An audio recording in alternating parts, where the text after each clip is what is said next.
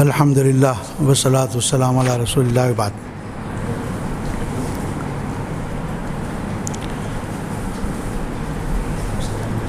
محترم حاضرین،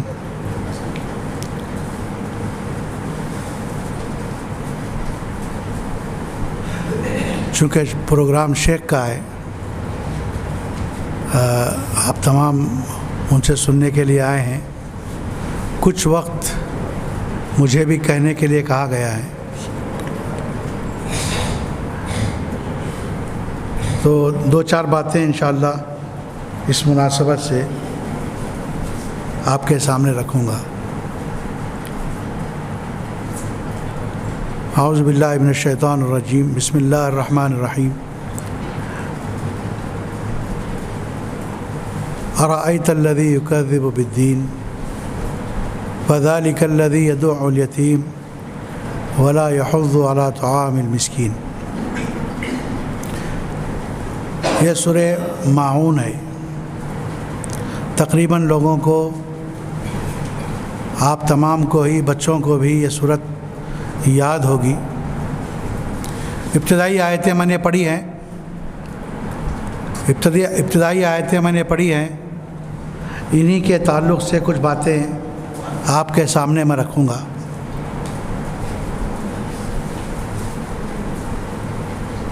اللہ تعالیٰ نے فرمایا ارأیت الذی یکذب بالدین، کیا آپ نے اس شخص کو دیکھا جو یوم الدین کو جھٹلاتا ہے، جزا و سزا کے دن کو جھٹلاتا ہے؟ فذلک الذی یدع الیتیم، یہی وہ شخص ہے جو یتیموں کو دھکے دیتا ہے، دھتکارتا ہے۔ ولا یحض علی طعام المسکین، اور مسکینوں کے کھلانے پر لوگوں کو ابھارتا نہیں ہے۔ ان تین آیتوں میں اللہ تبارک و تعالیٰ نے ہمیں ایک بہت اہم بات، ایک اہم نقطہ عقیدہ ہمیں سمجھایا ہے، اور وہ ہے آخرت پر ایمان، مرنے کے بعد دوبارہ زندہ کیے جانے کا یقین۔ یہ ارکان اسلام میں سے ہے۔ ہر مسلمان اس بات کا یقین رکھتا ہے، عقیدہ رکھتا ہے، مانتا ہے کہ مرنے کے بعد اس کو زندہ ہونا ہے، اس کو دوبارہ اس کو اٹھایا جائے گا، اور پھر اس کا حساب و کتاب ہوگا۔ جنت یا جہنم دونوں میں سے ایک اس کا ٹھکانہ ہوگا۔ ہر مسلمان کا یہ عقیدہ ہے۔ اس کے بغیر آپ اور ہم یا کوئی اور مسلمان حقیقت میں مسلمان نہیں کہلاتا۔ تو یہ اسلام کا بنیادی عقیدہ ہے کہ ہم اس بات کو تسلیم کریں کہ مرنے کے بعد ایک اور زندگی ہے، جس کو ہم آخرت کی زندگی کہتے ہیں۔ اللہ تعالیٰ نے پہلی آیت میں اسی کی طرف اشارہ کیا ہے، ارأیت الذی یکذب بالدین، کہ آپ نے اس شخص کو دیکھا جو آخرت کے دن کو، جزا اور سزا کے دن کو، بدلے کے دن کو جھٹلاتا ہے۔ آخرت کا عقیدہ، مرنے کے بعد اٹھایا جانا۔ ہم جس ملک میں رہتے ہیں، یہاں بہت سے قومیں آباد ہیں، بہت سارے مذاہب ہیں، جن کے ہاں مرنے کے بعد، بلکہ یوں کہنا چاہیے کہ ہندو مذہب اور بیشتر جو ہندو فلسفے پر چلنے والے مذاہب ہیں، ان کے ہاں آواگمن کا تصور ہے، جو کہ عقلاً مسلم نہیں ہے، عقل اسے تسلیم نہیں کرتی ہے کہ مرنے کے بعد انسان اس کا پنرجنم ہوتا ہے، وہ کسی اور شکل میں پیدا ہوتا ہے اور یہ سلسلہ ایسے ہی چلتے رہتا ہے۔ یہ ایسا نظریہ ہے جس کو عقل مانتی نہیں ہے، تسلیم نہیں کرتی۔ وہیں کچھ لوگ ایسے بھی ہیں جو یہ سمجھتے اور مانتے ہیں کہ انسان کے مرنے کے ساتھ اس کا قصہ ختم ہو جاتا ہے، یعنی مر گیا تو اس کا قصہ ختم ہو گیا، اب نہ زندگی ہے، نہ دوبارہ اٹھایا جانا ہے، نہ حساب و کتاب ہے۔ ایسے لوگ پہلے بھی تھے، آج بھی ہے، جس کو قرآن مجید جن کا قول نقل کیا ہے کہ وما یہلکنا الا الدہر ان ہی الا حیاتنا الدنیا نموت و نحیا وما یہلکنا الا الدہر، یہ تو صرف ہماری دنیاوی زندگی ہے جس میں ہم زندہ رہتے ہیں اور مر جاتے ہیں، اور یہ زندگی ہی ہماری سب کچھ ہے۔ قرآن مجید نے اس نظریے کا کہ مرنا زندگی ہی سب کچھ ہے، مرنے کے بعد قصہ ختم ہے، اس کی تردید کی ہے، اور مرنے کے بعد دوبارہ اٹھائے جانے کے سلسلے میں قرآن مجید میں اللہ تعالیٰ نے بے شمار دلیلیں دی ہیں۔ پہلی تو دلیل اللہ نے یہ دی کہ جس طریقے سے اللہ تبارک و تعالیٰ زمین کے سوکھ جانے کے بعد، اس کے پودوں کے خشک ہو جانے کے بعد، زمین کے مر جانے کے بعد بارش برسا کر اس میں زندگی پیدا کر دیتا ہے، پودے پیدا کر دیتا ہے، بالکل یہی معاملہ انسانوں کے مرنے کے بعد اٹھائے جانے کا بھی ہے کہ انسان جب مر جائے گا تو اسی طریقے سے اللہ تعالیٰ دوبارہ انسان کو زندہ کرے گا۔ اور یہ قرآن مجید میں اللہ نے کہا وَمِنْ آيَاتِهِ أَنَّكَ تَرَى الْأَرْضَ خَاشِعَةً فَإِذَا أَنزَلْنَا عَلَيْهَا الْمَاءَ اهْتَزَّتْ وَرَبَتْ إِنَّ الَّذِي أَحْيَاهَا لَمُحْيِي الْمَوْتَى إِنَّهُ عَلَى كُلِّ شَيْءٍ قَدِيرٌ، کہ اللہ کی نشانیوں میں سے، اس کی قدرت کی نشانیوں میں سے ایک نشانی یہ ہے کہ آپ زمین کو دبی ہوئی مری ہوئی دیکھیں گے، لیکن جب ہم پانی نازل کرتے ہیں، بارش برساتے ہیں، اہتزت وربت، زمین حرکت میں آ جاتی ہے، اس میں نشو و نما پیدا ہوتی ہے، پودے بڑھنے لگتے ہیں، پیدا ہونے لگتے ہیں۔ ان الذی احیاھا لمحیی الموتیٰ، جس اللہ نے ان پودوں کو پیدا کیا، مرنے کے بعد دوبارہ اس میں زندگی ڈالی، انہیں ہرا بھرا کیا سوکھ جانے کے بعد، ان الذی احیاھا لمحیی الموتیٰ، وہی اللہ مردوں کو بھی زندہ کرے گا، جو مر جائیں گے ان کو بھی زندہ کرے گا، بالکل اسی طریقے سے انہ علی کل شیء قدیر۔ اور پھر اللہ تبارک و تعالیٰ نے ایک عقلی دلیل دی، یہ سمجھانے کے لیے کہ مرنے کے بعد انسان کا دوبارہ اٹھایا جانا یہ انسان کی فطرت کی آواز ہے، انسان کی عقل کا اور فطرت کا تقاضا ہے کہ ایک انسان دنیا میں ظلم سہتے سہتے مر جاتا ہے، ظالم کو اس کا بدلہ نہیں ملتا ہے، ایک آدمی گناہ کرتے کرتے مر جاتا ہے، گناہوں پر اس کی پکڑ نہیں ہوتی ہے، تو کیا فطرت کا یہ تقاضا نہیں ہے کہ ایسے گنہگار کو اس کے گناہ کی سزا ملے، ظالم کو اس کے ظلم کی سزا ملے؟ یقیناً یہ ہماری فطرت کا تقاضا ہے، ہماری عقل اور فطرت یہ کہتی ہے ظالم کو سزا ملنی چاہیے، گنہگار کو اس کے گناہوں کی سزا ملنی چاہیے، تبھی جا کر ہماری زندگی کو حقیقت میں سکون اور اطمینان نصیب ہوگا۔ اور ایسا اسی وقت ممکن ہے جب ہم یہ عقیدہ رکھیں کہ مرنے کے بعد ہمیں اٹھایا جائے گا، مرنے کے بعد انسان کے سامنے ایک اور دور آئے گا، ایک اور زندگی آئے گی، اس زندگی میں اس کو اس کے نامہ اعمال کا حساب دینا پڑے گا، اس کے اچھائیوں کا اس کو اچھا بدلہ ملے گا، اس کے برائیوں پر اس کو سزا ملے گی۔ ایسا ایک دور ہونا چاہیے، ایسا ایک مرحلہ آنا چاہیے، اور یہی مرحلہ آخرت کہلاتا ہے۔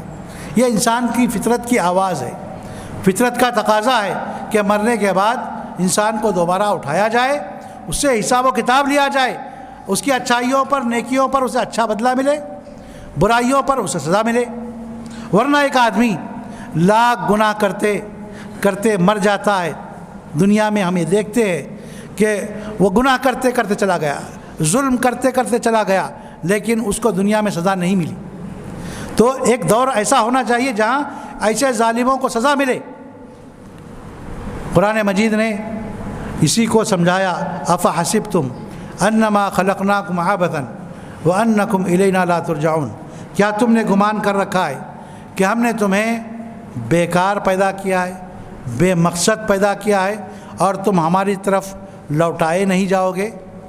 یہ اللہ نے سوالیہ انداز میں پوچھا ہے، کیا تم نے ایسا سمجھا ہے کہ ہم نے تمہیں بے مقصد پیدا کیا ہے، بغیر کسی مقصد کے پیدا کیا ہے؟ ہرگز نہیں، اللہ نے ہمیں ایک مقصد کے تحت پیدا کیا ہے کہ ہم اللہ کی عبادت کریں، اور جو عبادت کریں گے، اللہ کی مرضی کے مطابق زندگی گزاریں گے، ان کے لیے جنت ہے، اور جو ایسا نہیں کریں گے ان کے لیے جہنم ہے۔ اور یہ اللہ تعالیٰ نے اس کی صراحت کی، ہماری زندگی کو اسی وقت مقصدیت حاصل ہوتی ہے جب ہم آخرت کا عقیدہ رکھیں۔ اور آخرت کا عقیدہ یہ ایسا بنیادی عقیدہ ہے کہ جتنے آسمانی مذاہب آئے ہیں، چاہے وہ یہودیت ہو، عیسائیت ہو، اسلام ہو، جتنے بھی آسمانی مذاہب ہیں، سب میں اس کو بنیادی حیثیت حاصل ہے۔ اور قرآن مجید نے، مذہب اسلام نے تو اس کو اتنی اہمیت دی ہے کہ قرآن مجید کی تقریباً ہر صورت میں اس عقیدے کا تذکرہ ملے گا، مرنے کے بعد اٹھائے جانے کا، دوبارہ زندہ کیے جانے کا تذکرہ آپ کو ملے گا، جنت و جہنم کا تذکرہ ملے گا، حساب و کتاب کا تذکرہ ملے گا، اور پھر انسان کے مرنے کے بعد اٹھائے جانے کے سلسلے میں تقریباً ہر صورت میں اس کا تذکرہ ملے گا۔ بلکہ قرآن مجید کی بعض صورتیں مکمل اسی عقیدے کو بیان کرنے کے سلسلے میں آئی ہوئی ہیں۔ یہ اتنا اہم عقیدہ ہے، ہم بحیثیت مسلمان مانتے ہیں، عقیدہ رکھتے ہیں کہ مرنے کے بعد ہمیں اٹھایا جائے گا، ہم سے حساب ہوگا، اللہ تعالیٰ کے سامنے ہمیں کھڑے ہو کر جواب دینا پڑے گا، اپنے ہر کام کا جواب دینا پڑے گا۔ انسان اگر اپنا کوئی عمل، اپنا کوئی کام اچھا ہو یا برا ہو چھپانا چاہے، چھپا نہیں سکتا، چھپا نہیں سکتا۔ کیوں؟ اللہ نے ہمارے جسم کو ہمارے اعمال کا گواہ بنایا ہے۔ ہمارے جسم کو، یہ ہمارا جو ہاتھ ہے، ہمارے جو پیر ہے، ہماری جو زبان ہے، ہماری جو آنکھ ہے، اور ہمارے جسم کا ہر حصہ، حتیٰ کہ ہماری چمڑی، یہ بھی گواہی دے گی قیامت کے دن۔ ہمارے سارے اعمال، سارے کرتوت بیان کرے گی کہ دنیا میں ہم نے کیا کیا، کب کیا، کس وقت کیا، کہاں کیا۔ الیوم نختم علی افواہہم وتکلمنا ایدیہم وتشہد ارجلہم بما کانوا یعملون۔ آج یعنی قیامت کے دن اللہ تعالیٰ فرماتے ہیں، قیامت کے دن تکلمنا ایدیہم، ہم سے بات کریں گے ان کے ہاتھ، وتشہد ارجلہم، اور ان کے پیر گواہی دیں گے، اور ان کی چمڑیاں ہمارے خلاف گواہی دیں گی جو کچھ یہ عمل کرتے تھے۔ انسان اس جسم کے لیے، اس کو آرام پہنچانے کے لیے دنیا میں سب کچھ کرتا ہے، لیکن یہی جسم ہمارے خلاف قیامت میں گواہی دے گا۔ اسی لیے گناہوں سے بچنے کا، گناہ کو چھپانے کا تصور یہ بیوقوفانہ تصور ہے۔ اللہ سے کوئی چیز چھپی ہوئی نہیں ہے، سب آیا ہے، لیکن اللہ تبارک و تعالی چونکہ وہ انصاف کرنے والا ہے، ظلم نہیں کرتا ہے، جاننے کے باوجود ہمارے سامنے گواہیاں پیش کی جائیں گی، ہمارا جسم گواہی دے گا ہمارے گناہوں کے سلسلے میں، ہمارا ریکارڈ پیش کرے گا، اور ریکارڈ بالکل اتنا مکمل ہوگا، اس میں کوئی نیکی نہ گھٹے گی کم ہوگی، نہ کوئی برائی زیادہ ہوگی، بلکہ جو کیا ہے وہی چیز موجود ہوگی۔ انسان تعجب سے کہے گا ما لہذا الکتاب لا یغادر صغیرۃ ولا کبیرہ الا احصاها، اس کتاب کو کیا ہو گیا ہے، نامہ اعمال کو کیا ہو گیا ہے، لا یغادر صغیرۃ ولا کبیرہ الا احصاها، اس نامہ اعمال نے، اس کتاب نے نہ چھوٹے چھوٹے کام کو چھوڑا ہے، چھوٹے چھوٹے عمل کو چھوڑا ہے، اور نہ بڑے بڑے اعمال کو چھوڑا ہے، بلکہ سب کو شمار کر دیا ہے، سب کو اس میں درج کر دیا ہے۔ لہذا نامہ اعمال میں ہر عمل کا تذکرہ ملے گا، چاہے چھوٹا ہو یا بڑا ہو۔ جب یہ معاملہ ہے، ایسا ہونا ہے اور یہ ہو کر رہے گا، تو آج دنیا میں انسان کا، ہم مسلمانوں کا یہ فریضہ بنتا ہے کہ ہم دنیا میں اس طریقے سے زندگی گزارے کہ آخرت ہمارے لیے آسان ہو جائے، آخرت کی منزل ہمارے لیے کامیابی کی منزل قرار پائے۔ اگر ایک انسان کو یہ معلوم ہو جائے کہ سیلاب آنے والا ہے، سیلاب آنے والا ہے، تو وہ کیا کرے گا؟ سیلاب سے بچنے کے لیے ہر ممکن کوشش کرے گا، تگ و دو کرے گا، بھاگ دوڑ کرے گا، تاکہ سیلاب جب آئے گا تو سیلاب سے اس کو کوئی نقصان نہ پہنچے۔ بالکل اسی طریقے سے جب آپ کو یہ معلوم ہے کہ مرنے کے بعد آپ کو دوبارہ زندہ ہونا ہے، آپ کا حساب و کتاب ہونا ہے، اور اللہ تعالیٰ آپ سے سوال کرنے والے ہیں، آپ کا کوئی عمل چھپا رہنے والا نہیں ہے، آپ کا ٹھکانہ تو جنت ہوگا یا تو جہنم ہوگا۔ جب آپ کو یہ بات معلوم ہے تو آدمی کو ہمیشہ اپنی زندگی پاک صاف، گناہوں سے صاف ستھری زندگی گزارنے کی کوشش کرنی چاہیے کہ جو ہے، اگر ہم انسان ہیں، انسان ہونے کے ناطے گناہ ہو جاتے ہیں، انسان گنہگار ہے، گناہ کرتا ہے، غلطی ہوتی ہے، لیکن اگر یہ احساس دل میں رہے کل حساب دینا ہے، اس عمل کا مجھے سزا ملنی ہے، تو کیا کرے گا انسان؟ گناہ ہونے کے احساس کے ساتھ ہی توبہ کرے گا، اللہ سے معافی مانگے گا، اس گناہ کو ختم کرنے کی کوشش کرے گا۔ یہ اس احساس کا تقاضا ہوتا ہے۔ آدمی کے اندر جب آخرت کا احساس موجود رہے، بیدار رہے، گناہ نہیں کرے گا، اگر ہو جائے تو فوراً توبہ کرے گا، غفلت میں پڑا ہوا نہیں رہے گا۔ ایک چھوٹی سی مثال ایک مرد کی ایک عورت کی لے لیجئے۔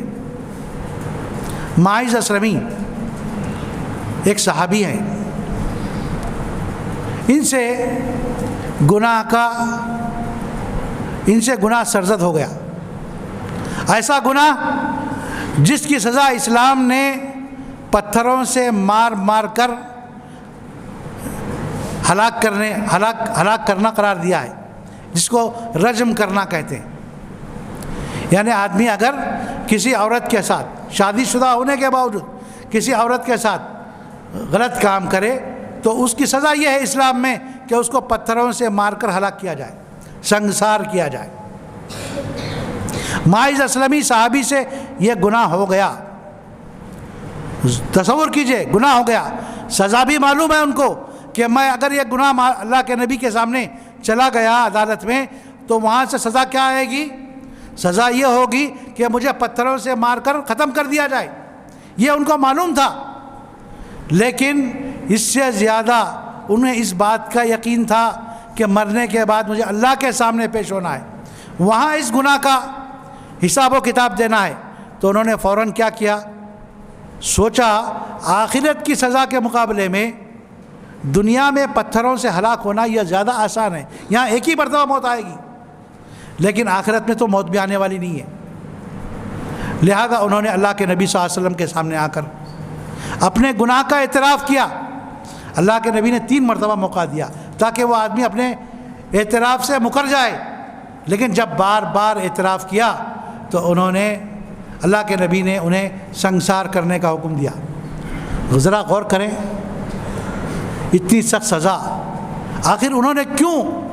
کسی نے دیکھا نہیں تھا ان کو گناہ کرتے ہوئے، کسی نے دیکھا نہیں تھا، چاہے تو وہ اپنے گناہ کو چھپا سکتے تھے، پردہ ڈال سکتے تھے، جیسے آج ہم اور آپ سوچتے ہیں کہ جو ہے کسی نے دیکھا نہیں ہے، چلو اللہ سے معافی مانگ لیتے ہیں۔ نہیں، اللہ سے معافی تو انہوں نے مانگ لی پہلے ہی، احساس ہوتے ہی، لیکن دنیا میں جو اس کی سزا ہے اس کو سزا کو برداشت کر کے آخرت کی سزا سے اپنے آپ کو بچانا چاہتے تھے۔ انہوں نے اعتراف کر لیا۔ آخرت پر ایسا یقین انسان کو ہونا چاہیے کہ ہر گناہ کا عمل اس کی سزا یقینی طور پر ہم کو ملنے والی ہے، لہذا چھوٹا ہو یا بڑا ہو اس سے دنیا میں ہی ہم کو پاک صاف ہو جانا چاہیے۔ توبہ اور استغفار اس کا ذریعہ ہے، حقوق العباد ہیں تو اس کو لوٹانا اس سے پاکی کا ذریعہ ہے۔ تو لہذا ہمیں دنیا میں جب تک ہم رہے تو اس تصور کو ساتھ میں لے کر جیے کہ مرنے کے بعد ہمیں دوبارہ زندہ ہونا ہے، اللہ کے سامنے حاضر ہونا ہے، کھڑے ہو کر جواب دینا ہے، ہمارے اعمال کا ہم سے حساب لیا جائے گا، اور نتیجہ دو میں سے ایک ہوگا، یا تو جنت یا تو جہنم۔ اس لیے ہمیں جنت حاصل کرنی ہے تو گناہوں سے بچنا پڑے گا، گناہ ہو جائے تو توبہ کر کے استغفار کر کے اس سے چھٹکارا حاصل کرنا ہوگا، تاکہ آخرت کی سزا سے ہم بچ سکیں۔ یہ عقیدہ اگر ہمارے اندر مضبوط ہو جائے تو دنیا میں قاعدے اور قانون بنتے اور بگڑتے رہتے ہیں۔ دنیا کا کیسا بھی قاعدہ ہو، قانون ہو، کتنا بھی سخت قاعدہ ہو، ہم دیکھتے ہیں حکومتیں قاعدے بناتی ہیں، قوانین بناتے ہیں جرائم پر قابو پانے کے لیے، لیکن جرائم ہیں کہ بڑھتے ہی جا رہے ہیں۔ وجہ کیا ہے؟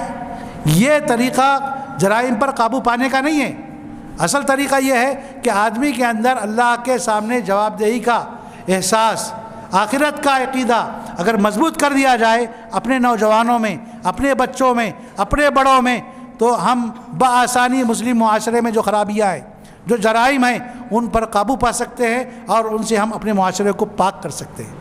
تو ضرورت اس بات کی ہے کہ ہم اس عقیدے کو اپنے اندر مضبوط کریں اور اس کے مطابق زندگی گزارنے کی کوشش کریں۔ اللہ تعالیٰ سے میں دعا کرتا ہوں کہ اللہ تبارک و تعالیٰ ہمیں کہنے سے زیادہ عمل کرنے کی توفیق عطا فرمائے۔ وآخر دعوانا الحمدللہ رب العالمین۔ السلام علیکم ورحمۃ اللہ وبرکاتہ۔